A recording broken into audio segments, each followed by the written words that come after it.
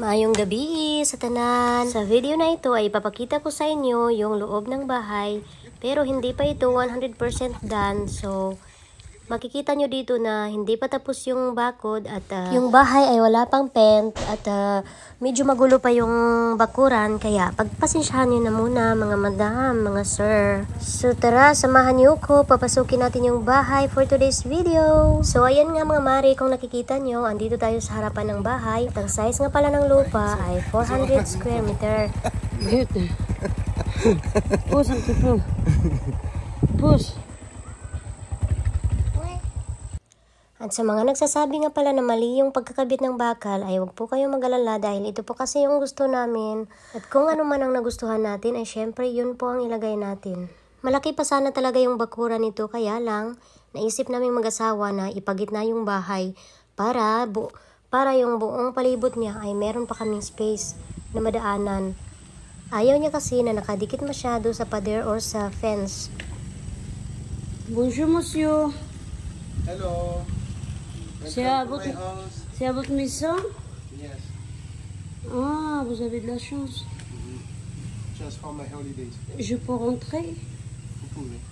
D'accord, merci. C'est gentil. Wow, c'est magnifique. Para po pala sa mga nagtatanong, yung bahay po ay may sukat na 114.5 square meter. Meron po siyang terrace, meron po siyang 2 bedrooms. Napagdesisyonan namin 2 bedrooms lang para hindi siya ganun kasikip. Gusto kasi namin na malaki yung space niya, kaya sinadya rin namin na open talaga yung buong, yung papuntang kusina.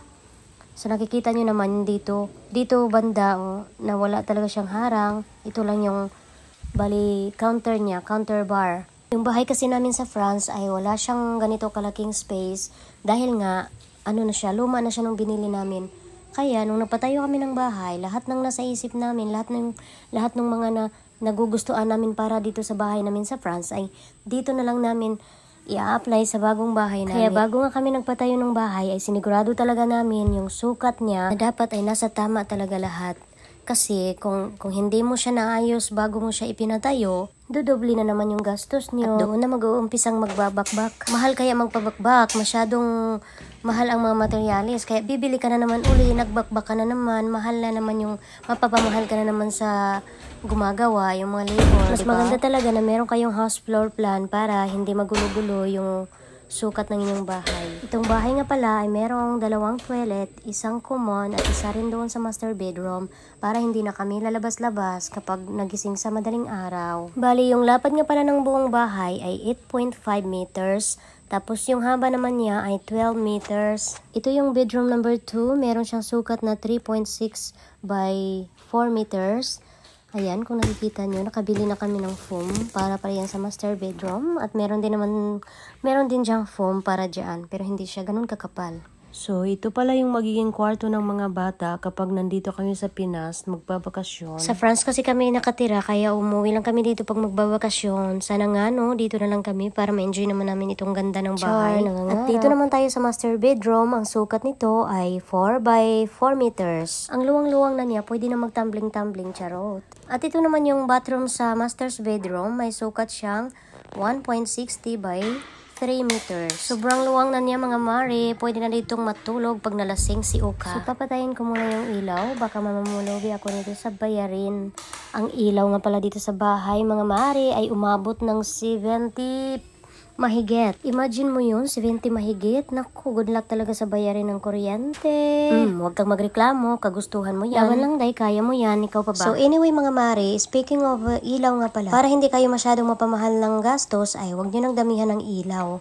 Pero naman, kung meron naman kayong additional na panggastos, ay lagyan nyo na ng maraming ilaw kasi promise, nakakaganda talaga siya ng bahay. Hindi mo naman siya gagamitin talaga ng buong magdamag yung lahat ng ilaw. Gagamitin mo lang siya kung merong okasyon. Halimbawa may birthday, may Pasko. Sa mga nangangarap na magkabahay dyan, ay huwag po kayong mawala ng pag-asa kasi lahat naman po tayo ay may chance na magkabahay, malaki man o maliit. Kahit ano pa man ang sitwasyon ng ating buhay, kapag nagsikap tayo, ay wala namang imposible. Hanggang dito na lang muna po ang ating video. Paki-follow na lang and share. Thank you for watching. Bye!